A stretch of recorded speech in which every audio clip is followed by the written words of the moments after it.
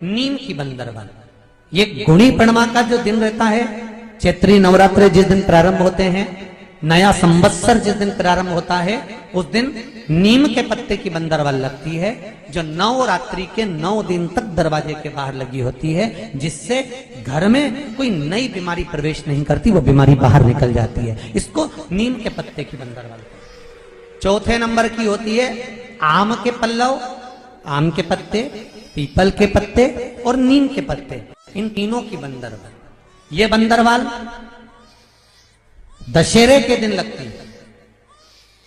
10वीं तिथि को लगकर एकादशी द्वादशी तक लगी रहती है और त्रयोदशी के दिन इसको निकालकर विसर्जन कर दिया जाता है। ये जिस घर में लोग चिड़चिड़ प्रवृत्ति करते हो, क्रोध उत्पन्न होता हो, घर में सामंजस्य नहीं बन रहा हो, आपस में क्लेश बढ़ रहा हो, कोई किसी की नहीं सुनता हो, तब ये आम के पत्ते की, पीपल की और नीम के पत्ते की पल्लव बंदरवाल लगाई जाती है। ये दशहरे के दिन 10वीं के दिन लगती है।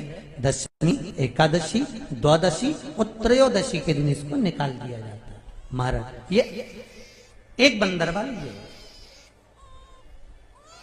4 तरह की बंदरवाल हमारे हिंदू धर्म में वर्णन करी गई है महाराज, जो दरवाजे पर लगाई जाती है, शुभ कार्य के लिए इसको लगाया जाता है। भगवान शिव ने कहा कामदेव आम के पत्ते में छुप कर शांत हुआ। पहली आम के पत्ते की बंदरवाल, जब हमारे यहाँ सत्यनारायण भगवान की कथा करते हैं, ब्याह होता है, शादी होती है, शुभ कार्य होता है, तो दरवाजे पर आम की बंदरवाल लगती है। ये शुभ कार्य की सूचक है। दूसरे नंबर पर है पीपल के पत्ते की बंदरवाल। ये अमावस्या के 1 दिन पहले लगती है और अमावस्या के दूसरे दिन उतरती है और इसको फिर ठंडा कर दिया जाता है। ये जिसके घर में पितृदोष होता है, 1 रुपए कमाओ 100 रुपए खर्च वाला काम या मानसिक टेंशन कुछ चल रहा हो, तो पीपल के पत्ते की बंदरवाल लगाई जाती है। और नवरात्रि में भी देवी की आराधना का एक स्मरण का सुख है महाराज। ज्योत का विधान है, नवरात्रि में देवी की ज्योत लगती है, अखंड ज्योति लगती है, जवारे बुआए जाते हैं, कलश लगता है। ज्योत का भी विधान है।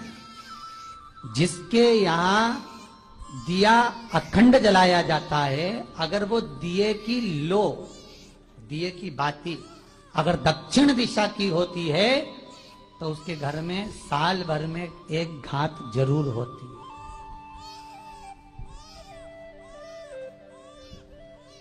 जो दिया अखंड जलता है, उसकी बाती का मुख दक्षिण का नहीं होना चाहिए। अगर आपने देवी भागवत का स्मरण कराओ, देवी भागवत को अगर सुना हो, तो देवी भागवत में स्पष्ट किया गया कि पूर्व की ओर मुख करा हुआ दिया, अर्थात पूर्व की ओर ज्योत जो जलाई जाती है, वो संपदा की वृद्धि करती है। पश्चिम की ओर मुख कर कर जो ज्योत लगाई जाती है महाराज, वो वैभव को देती है।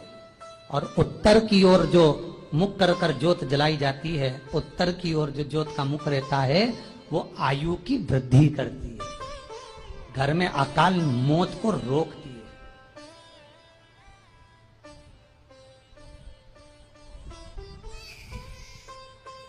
यात्रा का जो भाव तत्व है उसको भी अच्छे से समझ लेना। दक्षिण की ओर ज्योत ना लगाएं। अगर आपको लगाना है पूरब की लगाएं, पश्चिम की लगाएं या उत्तर की लगाएं। और जितने दिन महारानी जगदम्बा जगतधात्री दुर्गा भवानी, अब की बार माता जी घोड़े पर आई है। हर बार देवी बदल बदल के आती है। इस बार जो नवरात्रे आए वो घोड़े के आए। तो घोड़े पर जो देवी जी आती है, वो समृद्धि को देने वाली आती है, लक्ष्मी की वृद्धि करने वाली आती है। जैसी घोड़े की रफ्तार होती है, उस रफ्तार से लक्ष्मी घर में आती है। तो ये मत सोचना कि कोरोना महामारी ने हमको नीचे गिरा दिया, या कोरोना महामारी ने रोक दिया, कमाई के स्रोत रोक दिया, धन रोक दिया। चिंता मत करना। मेरी मां जगत जननी दुर्गा भवानी अब की बार घोड़े पर आई है। साल भर में इतना धन दे देगी कि आपने पीछे के 4 साल में नहीं कमाया होगा। इतनी मेरी मां भंडार भर देगी। ये घोड़े पर आई है, कोई साधारण नहीं हो सकता। देवी भागवत में स्पष्ट किया गया, जब जगदम्बा मगर पर आती है, उसका भाव अलग है। और जगदम्बा जब हाथी पर आती है उसका भाव अलग है। और जगदम्बा जब घोड़े पर आती है तो जगत को समृद्धिवान बना देती है, वैभव में कमी नहीं आती। अभी भले दुनिया के लोग अभी रोते हैं कि पैसा नहीं आ रहा, कोरोना महामारी ने सब तोड़ दिया, रोग दिया, पर चिंता ना करना। मेरी माँ अगर घोड़े पर आई है तो उसका सुख आपको जरूर मिलेगा। एक जरा सी मिट्टी की दुकान भी अगर आप खोल कर बैठेंगे तो चांदी और सोना के बराबर कमाएंगे, इतना धन देगी वो माता। साधारण नहीं है मेरी माता।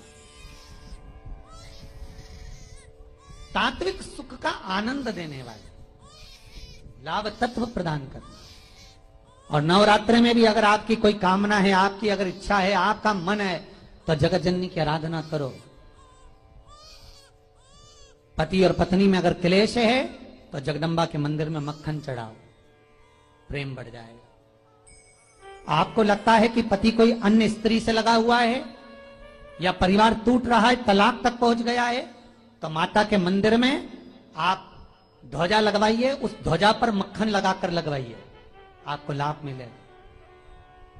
महाराज, यदि आपको लगता है कि बच्चे बहुत ज्यादा अपशब्द बोल रहे हैं, मुंह चला रहे हैं और प्रेम नहीं रख रहे, तो माता के मंदिर में लाल पुष्प, लाल चंदन और लाल चूड़ी माँ को समर्पित करिए, प्रेम बढ़ेगा।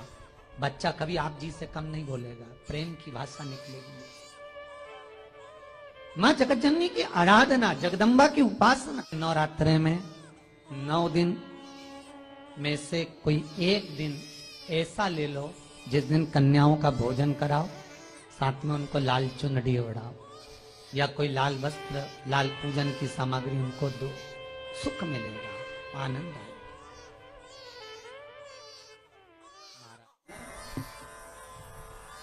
चैत्र के महीने की ये सिंधारा दूज है। आज नवरात्रे की, चैत्री नवरात्रे में जो दूज होती है इसको सिंधारा दूज कहते हैं। कौन सी दूज कहते हैं? जम के बोलिए। सिंधारा दूज। सिंधारा दूज का मतलब ये होता है कि कल है तीज, जिसको हमारे यहाँ गणगौर तीज कहते हैं। शंकर और पार्वती 16 दिन तक तैयार हुए थे और तैयार होने के बाद शिव और पार्वती शिव महापुराण के यजमान बनकर जा रहे थे। तो कल का दिन है वो। कौन सा दिन है कल का? गणगौर तीज का दिन, कल का दिन। चैत्र के महीने में जो शुक्ल पक्ष की तीज आती है, वो चैत्री नवरात्रे में जो तीज की तिथि होती है, उस दिन शंकर और पार्वती शिव महापुराण के यजमान बनकर कथा सुनने के लिए गए थे। 16 दिन तक पार्वती और शंकर का श्रृंगार होता है। उसमें से आज का दिन सिंधारा दूज का होता है। क्यों सिंधारा दूज कहते हैं? सिंधारा दूज का मतलब क्या है? क्यों हिंदू धर्म में सिंधारा दूज मनाई जाती है? किस लिए? आज पूरे भारत की भूमि पर कई माताएं हाथ में मेहंदियां लगाती हैं, चूड़ियां पहनती हैं, सुंदर चुनरी पहनती हैं, माँ ब्रह्मचारिणी का पूजन करती हैं, माता का आराधना करती हैं। सिंधारा दूज, उसका कारण केवल इतना सा है। सिंधारा दूज का मतलब यह होता है कि चंचुला देवी जब 14 दिन तक शंकर और पार्वती अपने गुफा में से बाहर नहीं निकले शिव महापुराण के यजमान बनने के लिए, तब माता चंचुला देवी ने हाथ जोड़कर मां जगतजननी जगदम्बा को सुंदर वस्त्र, सुंदर चूड़ियां, सुंदर आभूषण माता के चरणों में ले जाकर समर्पित करे थे और कहा, मां इन चूड़ियों को जो मैं दे रही हूं, ये लाल चूड़ी, ये लाल श्रृंगार, ये लाल वस्त्र, जो लाल चूनर जो मैं प्रदान कर रही हूं, मां बस ऐसी कृपा कर दे कि तू इन चूनर को धारण करे और मेरा भी सौभाग्य, मेरा भी सुहाग अमर कर दे। बस इतनी कृपा मेरे ऊपर कर दे। वो सिंधारा दूज का महत्व है। वो सिंधारा दूज का महत्व।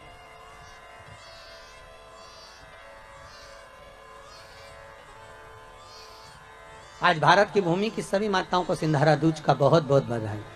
माता पार्वती, गणगौर महारानी, ब्रह्मचारिणी महारानी, मां जगतजननी आपके सुहाग को अखंड सौभाग्यवती बनाए, यही भगवान से प्रार्थना।